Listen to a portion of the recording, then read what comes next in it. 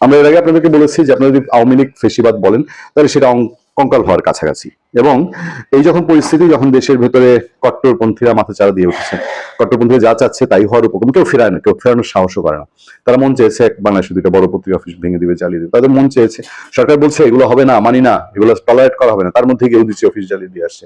তারা বলছে এখানে এরে ধরো, ওরে মারো, আনিস আলমগীরে ধরো, এরে থামাইতে হবে, ওরে প্রতিরোধ করতে হবে। প্রতিরোধ শব্দটার অর্থ তখন আপনারা বোঝেন।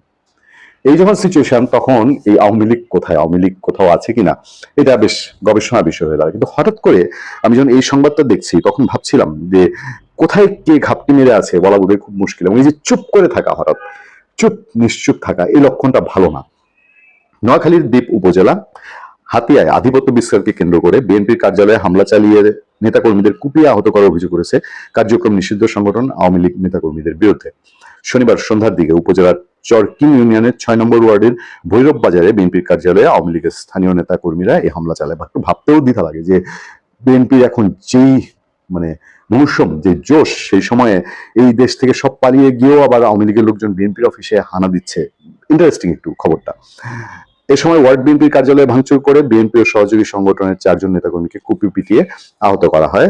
তাদের নাম পরিচয় দেওয়া হয়েছে চরকিং ইউনিয়ন স্বেচ্ছাসেবক দলের সদস্য মোজাক্কের বাড়ি।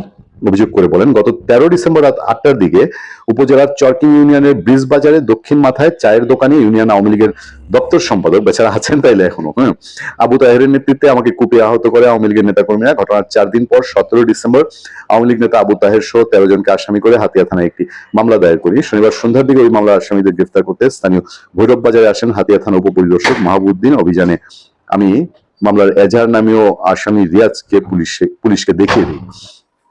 এই ঘটনার জেরে ২০ ডিসেম্বর সন্ধ্যা ৭টার দিকে চরকি ইউনিয়নের ভৈরব বাজারে ওয়ার্ড বিএনপির কার্যালয়ে আওয়ামী লীগ নেতা আবু তাহেরের নেতৃত্বে তার অনুসারী রহিম মাঝি, দিদার, বিদ্যুৎ, আবুল কালাম বাশার ও জুয়েল হামলা চালান।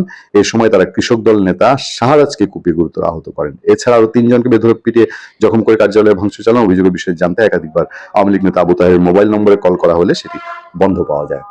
জিনিসটা আসলেও খুব এরকম আওয়ামী লীগের লোকজন এখনো ঘুরে বেড়াচ্ছে, আবার এই ধরনের নৈরাজ্য করছে, এটা তো আমি জানি না। হাতিয়া থানার ভারপ্রাপ্ত কর্মকর্তা মোহাম্মদ সাইফুল আলম জানান, খবর পেয়ে ঘটনাস্থলে পুলিশ পাঠানো হয়েছে। সেখানে দুটি পক্ষ এলাকাতে আধিপত্য নিয়ে দুই পক্ষের মধ্যে মারামারি করেছে।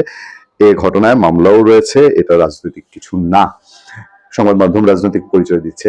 হাতিয়ায় কয়েকদিন আগে আপনারা জানেন যে হান্নান মাসুদ এনসিপির নেতা, তাকে হুমকি দিয়েছে এক পক্ষ, এবং আমরা সেটা নিয়ে বলেছি যে এই হুমকির রাজনীতি বাংলাদেশে আতিক রহমান পূর্ণিয়া হয়েছে। এখন এই ঘটনায় পুলিশের মামলা হওয়ার পরে আবার বিএনপি নেতা কর্মীদের উপরে চড়াও হওয়ার ব্যাপারটা একটু কি